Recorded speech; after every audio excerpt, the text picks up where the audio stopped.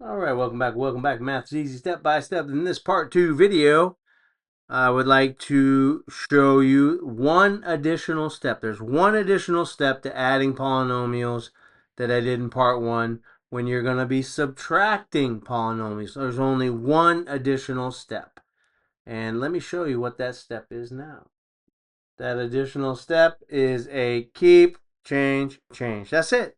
And by doing and performing a keep, change, we are basically distributing this negative invisible 1 value times each of the term in the parentheses to the right. Now, if that doesn't make sense, don't worry. Just follow the keep, change, and it will automatically do the distributing for you. So, in the first parentheses, we have 2x squared minus 4x plus 3. We're going to keep these exactly the same. Positive 2x squared, positive 2x squared. Negative 4x, negative 4x. Positive 3, positive 3. Now we're going to change the subtraction symbol to addition. But in order to do that, you must also change the symbol with each term in the parenthesis to the right. So if it's a positive x squared, now it's a negative 1, right? That's invisible 1 in front of that x squared. So instead of a positive 1 x squared, now it's a negative 1 x squared. Instead of a positive 3x, now it's a negative 3x. Instead of a negative 1, now it's a positive 1. And after you completed the keep, change, now you're back to addition, and it's just like the example that I showed you in part 1. All right, so now what we're going to do is add up the like terms. If you're unfamiliar with like terms, watch my video on like terms versus unlike terms. But to keep it real simple, they have the same x and the same power. Here we have x squared. So both of these terms, 2x plus a negative 1x squared, are like terms, right? You can put a plus sign between any two terms. It's not going to change a single thing.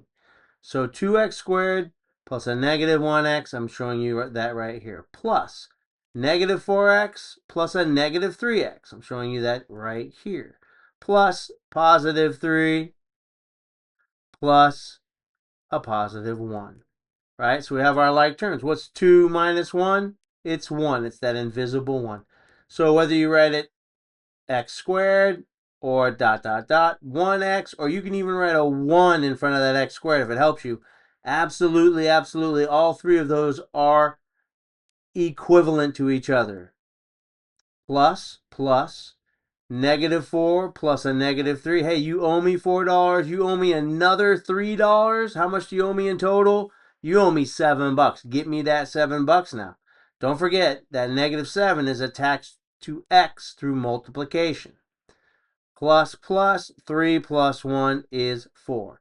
So we have added the like terms. Again, after you do keep, change, and its addition, you're just putting together and adding the like terms. All right, so you can only combine, that's add and subtract, like terms, right? And again, if you're unfamiliar with like terms, check out my bio, my profile.